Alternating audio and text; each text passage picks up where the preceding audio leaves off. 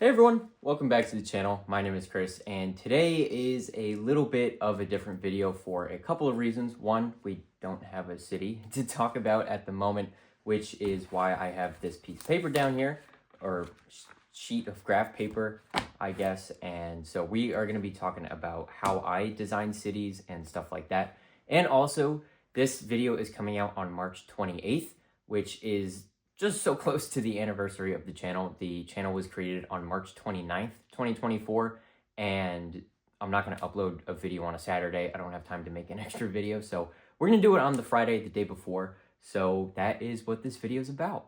And so with that being said, there are a couple of things to talk about today. Obviously, the city and planning it. We are going to be doing that today. And then we are also going to be talking a little bit about myself as well as the channel, because we have over 3,300 people subscribed to the channel, and we have people with memberships and stuff like that. And I can't believe that people actually watch my videos. You know, I have over 800,000 views across the entire channel, and I never expected a year ago that anyone would want to watch it other than myself, right? I started these videos so that I could kind of document my progress, because I literally had a clean slate 1 year ago. And so I didn't have this expansion table, although it was in the plan. It was just that main table over there. And I thought it'd be really cool to just document my progress and to see where everything went, because I had seen a lot of people doing city updates and stuff like that all the time over the last 15 years, whether it was JangBricks or Brixie or AFall Man or Bricks for Chris. Those are really old ones if you guys know what I'm talking about. Brickcrafts, obviously, Bevan's Bricks, Mr. Bookie Boo, and a number of other people as well, which I'm completely blanking on the names of, and like Emmasaurus, or possibly like AFOL TV and other people like that as well. And so they all, in some way, shape, or form, influenced the city here, whether they realize it or not. So huge thank you to them. But I figured that I could also make videos, and even if no one watched them, I could look back on them a year from now, or 10 years from now, and say, oh, wow, this is where I went with the city, this is how it looked, and then this is what I changed, this is what I did differently, this is what I learned from it. And so that was why I started making the videos. But the videos quickly caught on. I started taking the channel seriously in June, and I consistently started uploading 3 videos a week. And immediately people started subscribing, started watching the videos and stuff. And so I've been in awe ever since then. I did not believe that people would actually want to watch these. But here we are 1 year later, and seriously, thank you guys. I really, really appreciate it. I still can't believe it, a year later. But the point of the video, other than the anniversary of the channel and all that, is this. This is a whole bunch of graph paper here, and you'll see almost every iteration of the city that I've gone through in the last year or so, and even longer than that, actually. And so we're going to take a look at a couple of these. We're going to kind of go through them, and we are going to see what worked, what didn't, and how we can add that to this current city layout. All right, so ignore all of the mess here. I obviously still haven't put everything back in the city yet. This is still the same layout from yesterday's video, and I'm filming these back to back here just because I have all of this kind of in my head right now, and so I want to start going with it. And so before I changed the layout and created the channel, this was the layout that I had, which was on lifestyle tables. And I'm not going to go too into depth with this one. This was terrible, to be totally honest with you. There was a bit of a train yard and stuff in the back corner here. And then this is that main block that actually you used to see in all the videos, with the Palace Cinema, Detective's Office, Assembly Square, Pet Shop, Brick Bank, the bookshop, and then the Sanctum. That whole L shape right there has stayed the same. I really like that from my old layout, and then everything else kind of followed. Now, you'll see this right here. This was my first attempt here at creating a layout, and so I went pretty hardcore with it. As you can see, the expansion table was here right from the get-go. This I thought was going to be 65 inches, but it actually ended up being 80. And I thought the table was going to be 100 inches, and it actually ended up being 110. So that is wide, 110 inches wide, I mean. And so you'll see the red space here, part of that is the access hole, part of that is just not usable space because it's behind all these buildings. And you'll see, I thought the Parisian restaurant was going to go over here, and I thought there's going to be a little seating area for it, a road, mountain over here, and then more mountain over here. I thought there was going to be 2 separate things of mountains, and then the train station down here, and then even a train line or tram line as well, and then Ferris wheel, water, and farmer's market and a pier and stuff like that. And in theory, this worked really well, but this I created before the channel, and so this was my main driving force behind everything, and this was my idea. Now, this quickly fell apart once I actually started putting stuff down on the table itself, because I didn't know what to put here, and the museum, I liked it so much and it was so far back. And so I brought it up, and then this whole area here became farm and then mountain and stuff like that. And then this just got deleted, I guess. And then there's a couple other different iterations of it. There's a couple different versions here, different remakes of pages and things like that, which we can skip over. And then this was one of the more recent ones. I say recent as in like August. So as you can see where the switch used to be, if you guys remember that a couple months ago, we moved the switch out to the edge, but before it used to kind of curve in and then go around. And then this is all the farm, and then the trees, and then the wheat field. I thought it was going to be lengthwise that way, but it ended up going up and down. And then, so that is that pretty much. And then most of this is just remakes of the same thing. This is now December. I hadn't really touched this in a few months. And then you'll see the siding now comes out here, and then the main line just goes along the edge here. So instead of having a switch kind of come through, that just made a little bit more sense. And then shortly after this, I changed that switch track like I had talked about. And so this is March 5th. Now, this is just a couple weeks ago here. And so I'll kind of take you guys through this because there's some other interesting things down here. But basically, this was my first attempt at imagining a new city layout. And so this stayed the same. This is that same block that you guys have always seen. And then the double wide road comes out here. So there's one here and there's one over here. So then this one comes down, it crosses over the train tracks, and then it angles over towards here so that it could be a bridge with the train track here.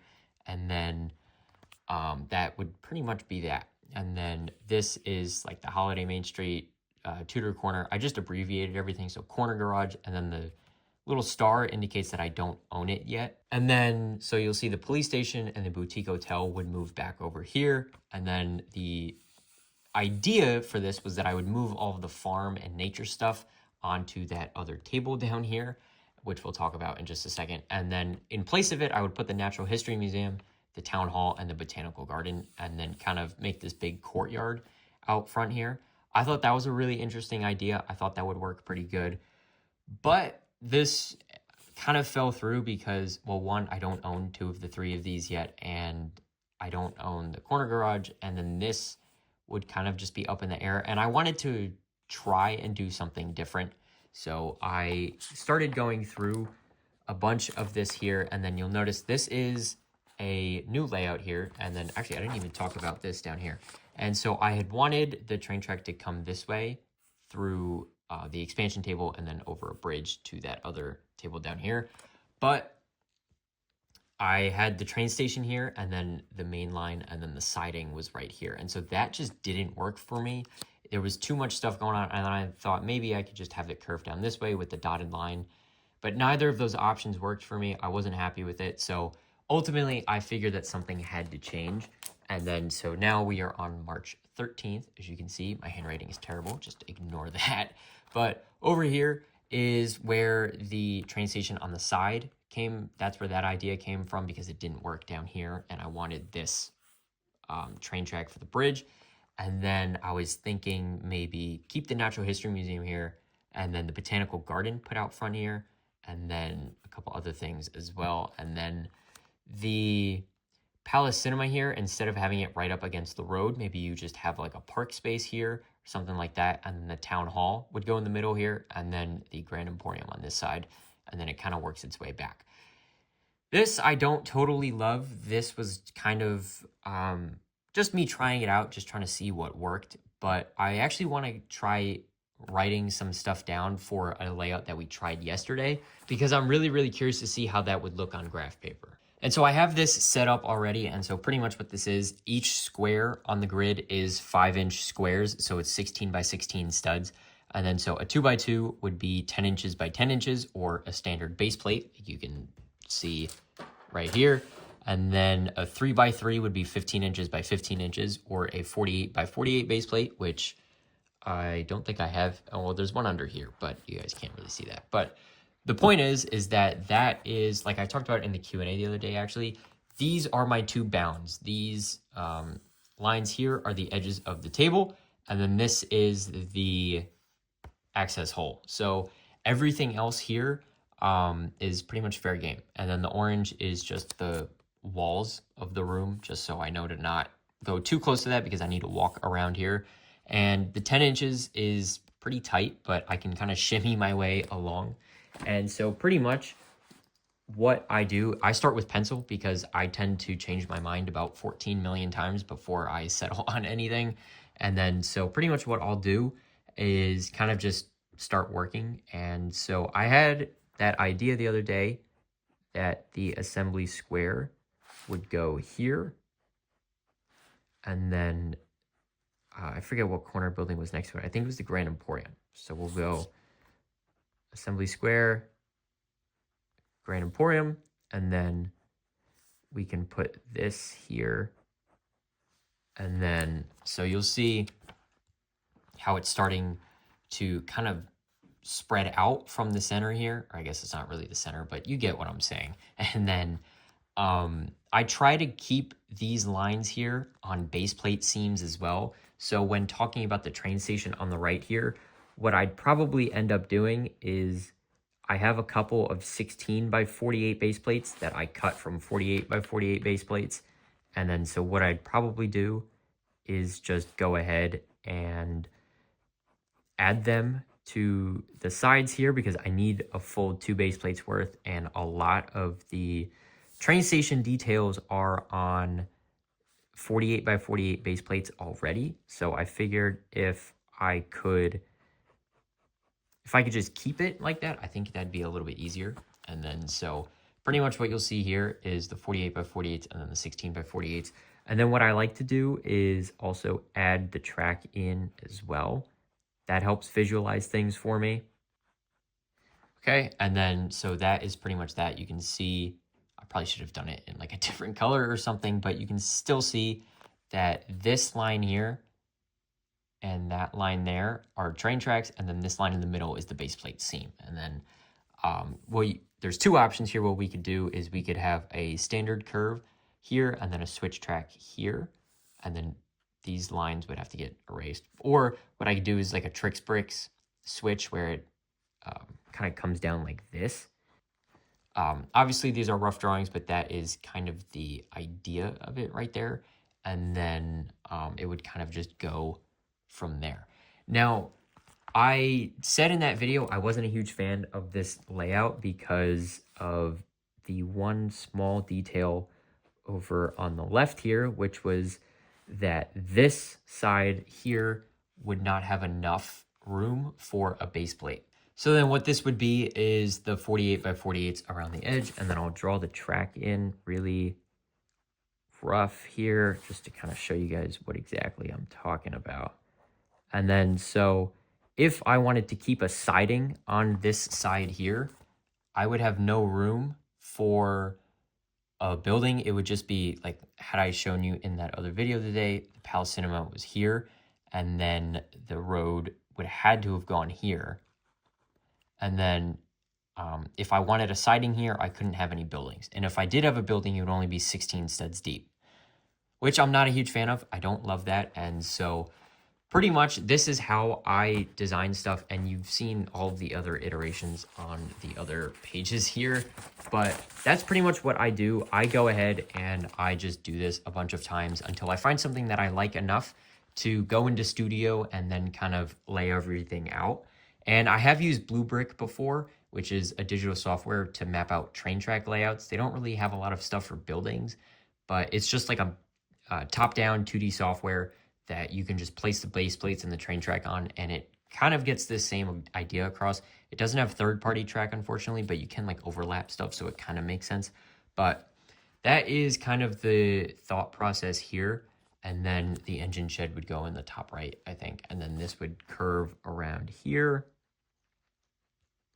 I don't know where the base plate seams would go yet, but that is tentatively what it would look like. And so pretty much I'm going to try and run with this. And then worst case, if it doesn't work out, we can try what we have on the table right now. And then we can try a new page where we go back to how it was. I don't mind having the main block be the same, like I've shown you guys previously, where it was, I guess this is probably one of the best examples of it, where it's the Palace Cinema and then all of that stuff around here. I don't think that's the worst idea in the world, but it's definitely not the best. So that's kind of where I'm at with it. I'm going to try a couple different things here and I'll show you guys what I come up with. Okay, so after going through this for about maybe like 20, 30 minutes or so, I can safely say that this layout is not for me, despite the fact that I really like having the fire brigade or the town hall, one of the two, at the end of this double wide road. I think that would be really, really cool. It's just not going to work in this layout, and I will explain why. First and foremost, it's like I talked about earlier, there's not enough room here for a full base plate building. So it would be the train track, and then a full base plate building, and then another full base plate building, or it would be the train track, a half base plate building, and then a road. Not a fan of that. I could push this out all the way to the edge and just have straight buildings here instead of corners. I don't like that either, to be honest with you. And then the second reason is that there's a lot of half base plates in this block here. And with that, I'm not in love with it. I don't think that would look very good, at least for me personally. And I don't have a lot of half base plate buildings. So that is that, I guess. And then number 3 is that this area down here leaves a lot open. It leaves a lot to be desired. And this is 15 whole base plates here, so it's 5 by 3. And yeah, you could put base plate buildings here. So you have a straight, a corner, straight, corner, straight. But then what do you do with these 6 base plates here? You know, that is something to know. And then you could do a couple other things here, but I don't think it would look that good. And then also down here, super scientific way of diagramming this. The squiggles are the roads, and then the circles is the lowered section with the water, and then the trees are trees. So these are really high-tech ways of going about this, but it's just what works for me. And then, so I don't know what to do with this area here, because then you could have, I don't know, you could have some buildings here, and then, you know, just like a little bit of open space maybe. And then over here, since I don't want to have 3 bridges, I think that'd be a little excessive. I thought I'd bring the train bridge in, or the train track in, instead of bringing the road out like I did in those previous drawings. So then I was like, oh, maybe there's not enough room for the Ferris wheel here, so I'll just put a bunch of trees, and then that would pretty much be that. But that's pretty much it. That's why it's not going to work, just because of all of the different factors that I don't think I could do well. And then a couple things that I do actually like about it are this block here. I think that looks really, really good. I like the train station on the right, and I think the train layout itself is good, but overall, I do think that this needs a little bit more work. And so with that, this video is not going to be anything really concrete. I'm not going to decide on a layout today. I'm going to probably spend the next couple of days going through this on and off, just trying to figure out stuff that works for me and stuff that doesn't. I have a lot of stuff on the table already that I do like. I like where the train track is. I like the boutique hotel there. I think I'm going to keep that, actually. I think that's a pretty decent spot for it. And the train station I like, that's going to stay. As for everything else is kind of up in the air. I like where the museum is, but I don't know if I want to keep the museum there or replace that with the town hall. But I do like having that open space there, so you can actually have a line of sight to the other buildings as well. And so with that, that's going to wrap up today's video. Thank you guys so much for watching. I hope this was informative for you, so you guys could actually understand how I do things and how I go about designing these layouts, because it's not easy. It takes a lot of time, and I'm kind of indecisive, and so I like to assess all my options before I fully commit to anything. But that's going to wrap up today's video. Thank you guys so much for watching. If you liked the video, make sure to like it and subscribe, as well as click the bell notification so you don't miss any future uploads. If you guys have any feedback for me on the layout that we talked about today, the layout that I showed you guys yesterday, or the multiple layouts that I showed you yesterday, and if there's anything else that you want me to do in the city or anything else, because it's pretty much fair game at this point. Anything is open for the taking. So if you have any feedback, make sure to drop a comment down below to let me know what you think. But seriously, once again, thank you. I really appreciate it. This first year of the channel has been incredible, and I hope the next year is even better. So I hope to see you next time, and bye for now. And so once again, thank you guys so much for watching, and I hope to see you next time. Bye for now. First try.